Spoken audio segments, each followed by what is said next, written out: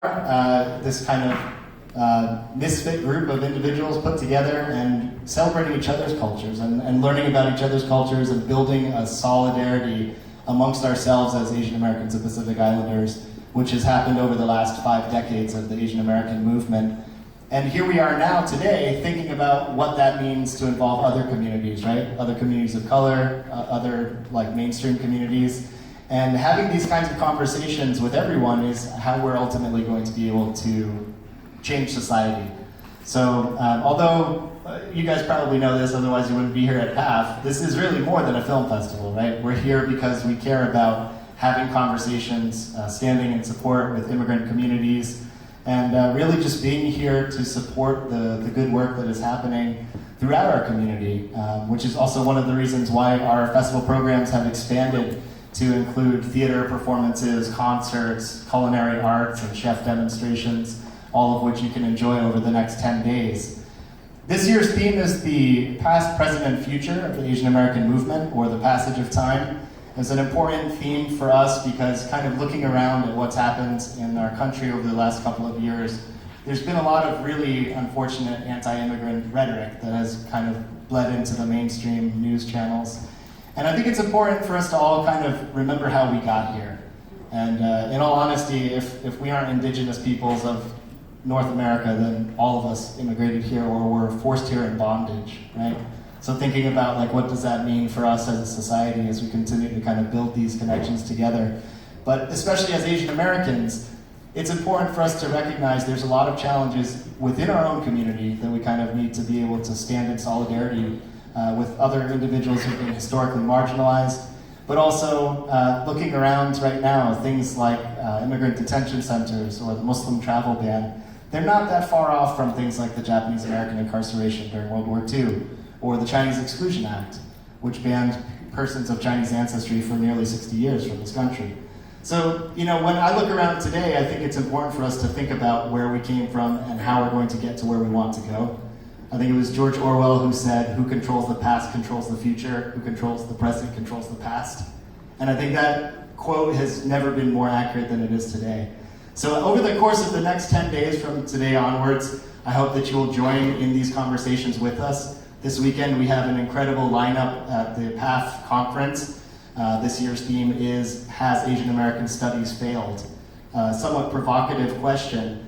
But again, with the things that are happening right now in history, we have to think about, have we done a good enough job of telling these stories? And if not, how can we tell them into the future? So a lot of great stuff, a lot of things to celebrate and be happy about. I mean, this is an incredible event. We're excited to have all of you here today. I guess the other thing that I wanted to kind of reflect on, as we're here now in 2019, this is the 7th year I've been with the festival, and just thinking about how far we've grown. This year we hit record sales in terms of pre-sales. We're already close to 1,500 people who've pre-bought tickets to the festival.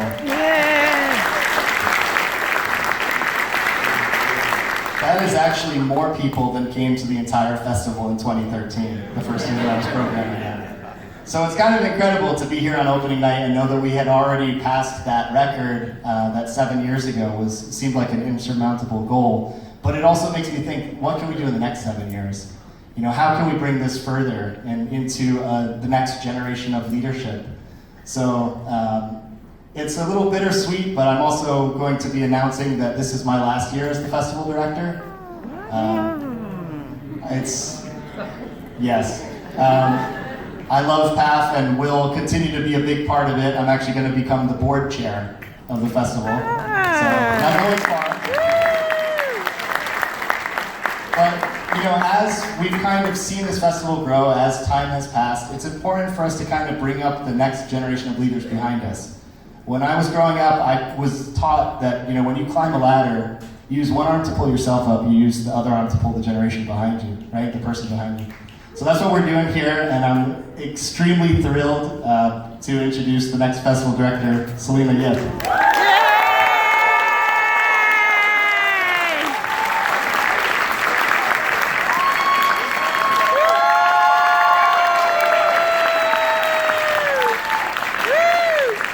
Thank you. So, as I was listening to Rob, I realized is an entirely volunteer-run organization. Rob does this, we do this, all of us. Everyone here with staff badge, please thank them because we worked really, really hard.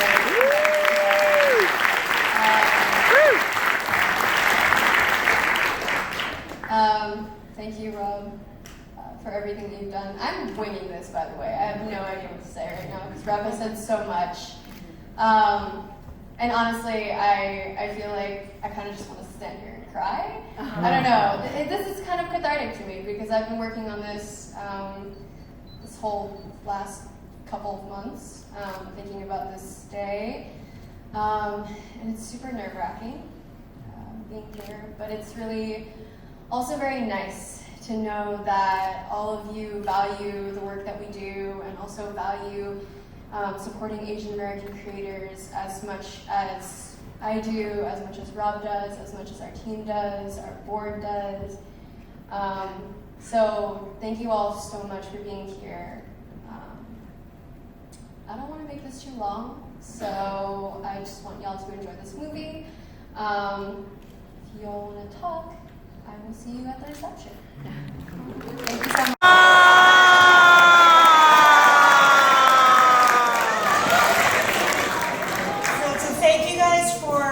To the film, I am giving away 2 of these plush sloths to the first 2 people to ask a question.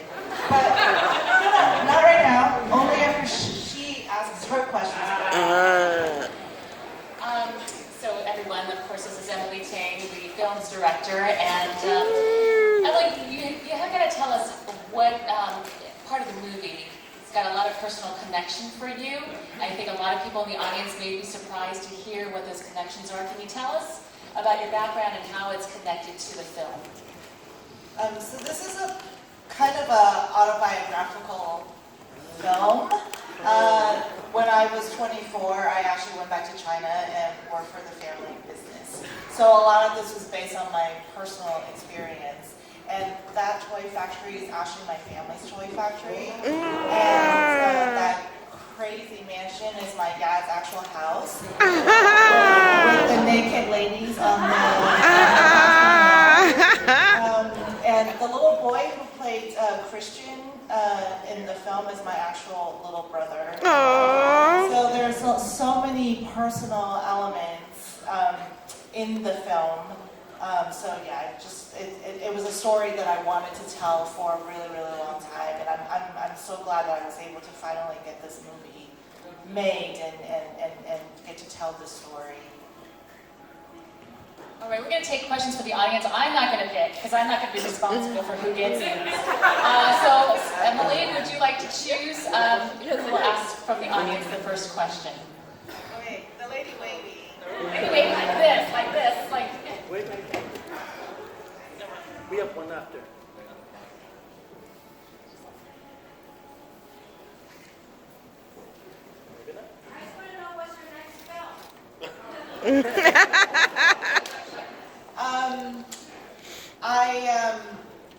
So earlier this year, I actually gave birth to twins. So I've been on maternity leave this whole year. So I've been very slow in writing my next movie.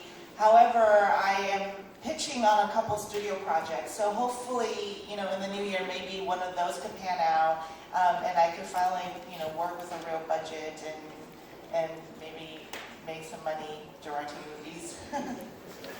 So come and get what it is afterwards. Hi. First of all, I just want to.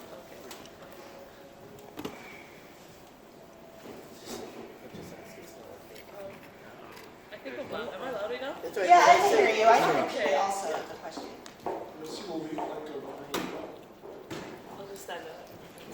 I just wanted to say that was an incredible experience watching it, and knowing that you're in the audience. That was really amazing, and I felt so many things watching this film, and I ended up here very randomly, so this wasn't an expected night, and I ended up here with my roommate and two of my friends. I'm very new to Philly, so don't know a lot of Asian people. So watching this movie just it felt really like a lot of emotions, and I really enjoyed it. I just wanted to say that to you. And my question was, I know like you said your family, your life kind of inspired it, right?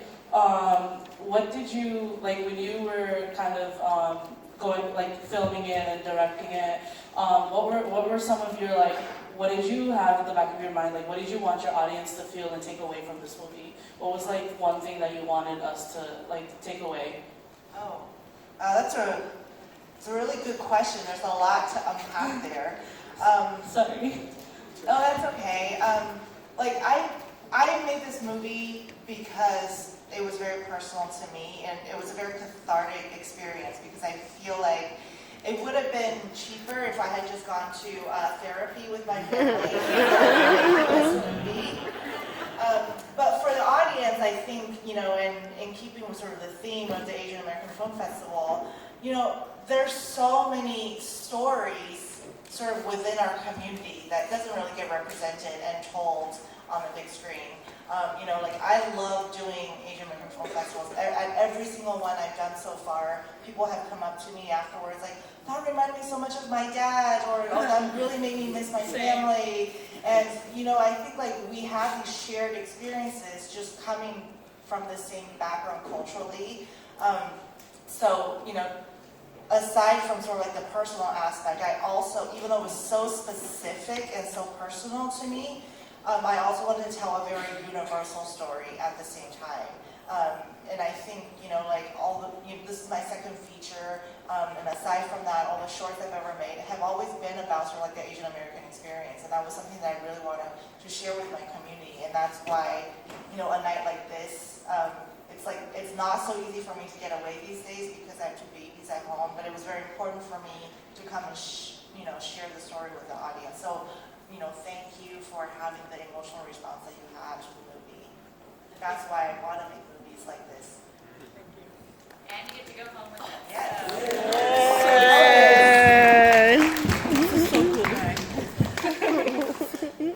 Am I still thinking? You, waiting.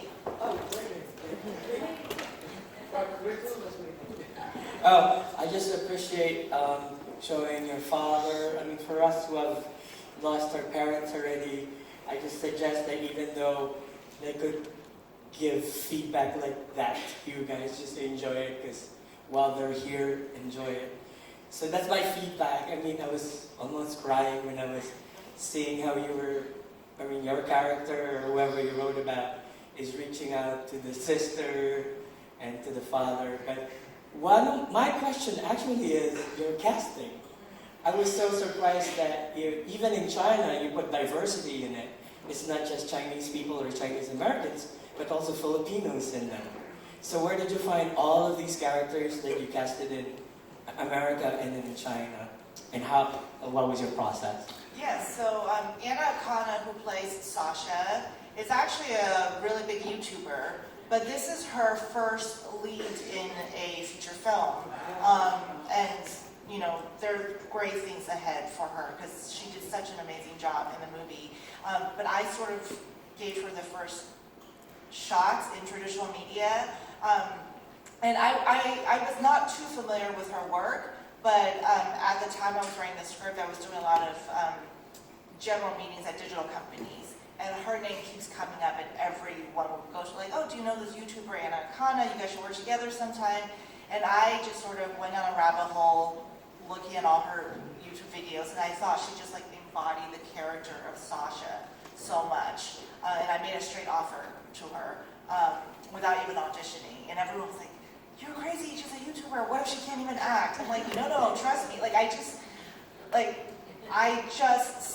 She is already that character to me. I mean, I did take a leap of faith, but I just feel like she embodied that energy so much. Richard, I don't know if anyone in the audience is familiar with him, but he's a really big veteran Hong Kong actor. So he's been in hundreds of movies in Hong Kong. And the way I got him was that he made a small cameo in my previous film, Already Tomorrow, in Hong Kong. And I was able to get him for that movie was because my producer on that movie knows his daughter. So it was a personal connection. And having worked with him on the first film, we were able to get him for this one. And Lynn Chen is someone who I've admired for a really long time. She does a lot of indie films. And she was easy. We had a lot of common friends, so I was able to reach out to her that way. And Kelly Hu was another one that was a straight offer. And she was someone who my casting director didn't think we were able to get because it was really a cameo role, but we needed someone with her name. And my casting director was like, why would she do it? It's such a small role, and we're not paying her anything substantial. But I said, it doesn't hurt to ask. So we sent out an offer on a Thursday, and then she responded by Tuesday that she was willing to do it because and this is one way, someone in her power could help out, even though it was a very small role, which is a one-day shoot. She thought she loved the script, and she thought by lending sort of her name, to the film, it could sort of help it get made and get seen. So that's exactly what she did. And everyone else, we just auditioned, including the Filipino designers. We auditioned in Hong Kong. In Hong Kong, yeah.